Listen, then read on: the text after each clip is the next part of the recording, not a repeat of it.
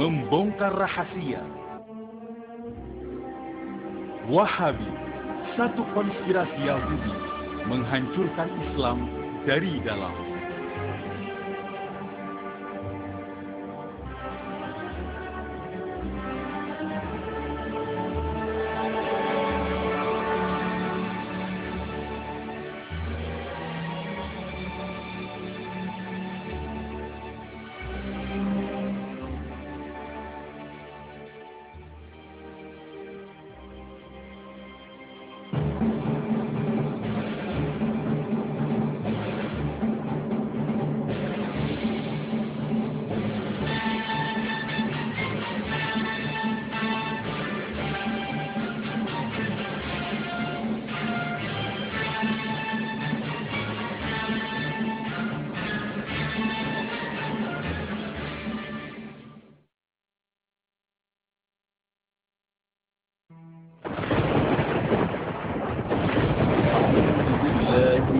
الشيطان الرجيم بسم الله الرحمن الرحيم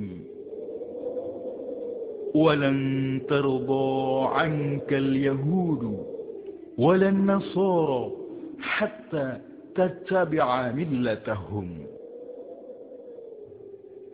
Orang-orang Yahudi dan Nasrani sekali-kali tidak akan senang kepada kamu sehingga kamu mengikuti agama mereka.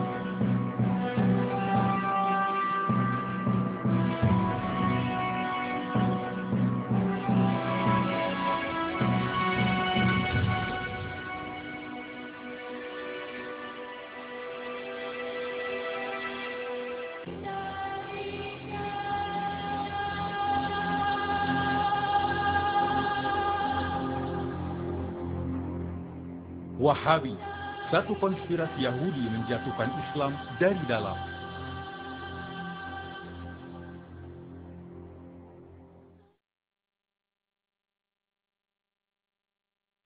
Apa itu Wahabi?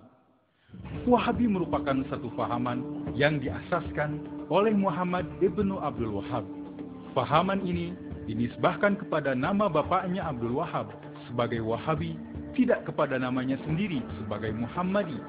Ini adalah ijtihad ulama supaya umat Islam tidak keliru dengan ajaran Islam sebenar dari Muhammad sallallahu alaihi wasallam.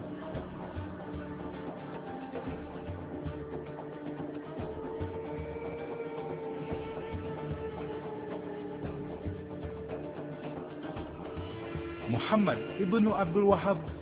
Siapakah Muhammad ibnu Abdul Wahab? 1793, lahir di kampung Ainiyah, Najd, Arab Saudi. Ibnu Abdul Wahab adalah seorang yang lemah pikiran dan gagap. Ayah dan abangnya sendiri menganggap dia sebagai anak yang tidak siuman.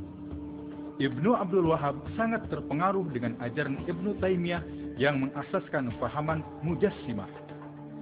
Kemudian dia mengembara dan belajar di Basrah, berguru kepada Syekh Muhammad Al-Majmu'i.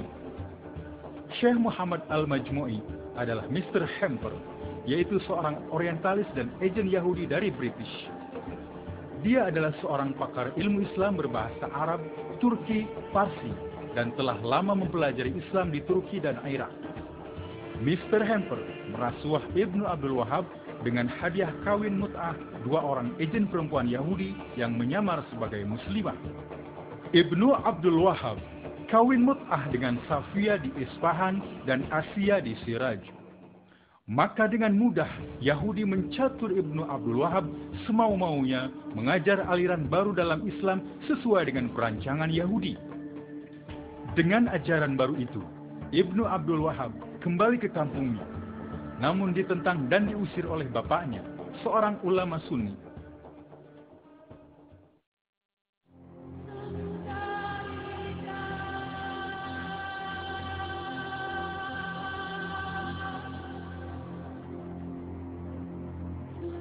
Kerjasama Yahudi, keluarga Al-Saud, dan golongan Wahabi membentuk kerajaan Arab Saudi.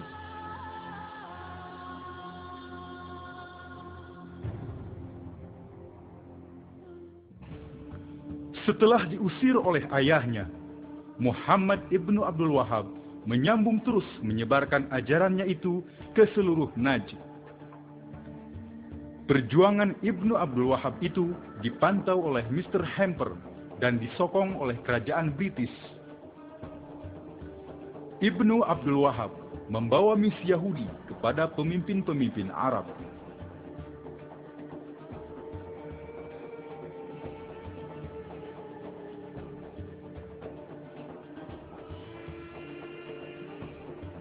Pada tahun 1747, Ibnu Abdul Wahab bertemu dengan Muhammad ibnu Saud. Dia adalah keturunan Yahudi yang menguasai kawasan Duriyah. Ibnu Saud bersetuju dengan tawaran itu. Maka bergabunglah Ibnu Abdul Wahab dan Ibnu Al-Saud mengembangkan ajaran Wahabi.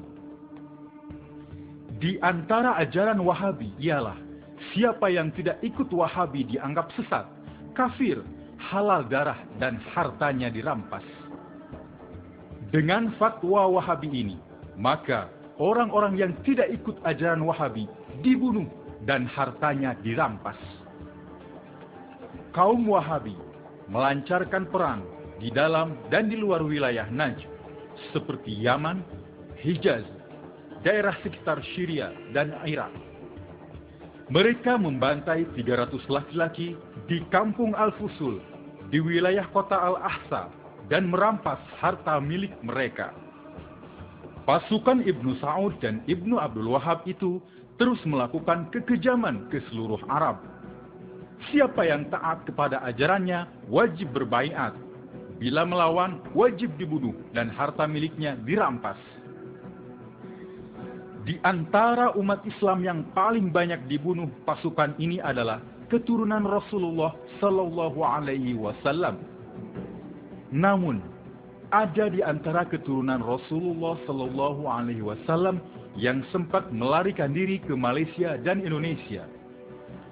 Peninggalan Rasulullah Sallallahu Alaihi Wasallam dimusnahkan supaya umat Islam tidak lagi membesarkan Rasulullah Sallallahu Alaihi Wasallam dan keturunannya. Pada tahun 1793, Ibnu Abdul Wahab meninggal dunia. Namun ajaran Wahabi makin berkembang dengan sokongan keluarga Al-Saud dan British atau Yahudi. Dinasti Al-Saud dan golongan Wahabi terus meluaskan jajahannya hingga pada tahun 1912 berjaya menguasai seluruh Najd.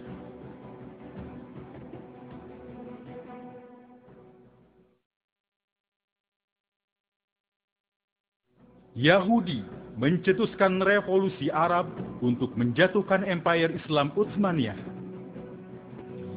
Ketika pemimpin Empire Utsmaniyah telah diserang oleh penyakit Al-Wahan, agenda Yahudi seterusnya ialah menghapuskan pemerintahan para syarif Mekah yang bertindak sebagai penjaga Haramain.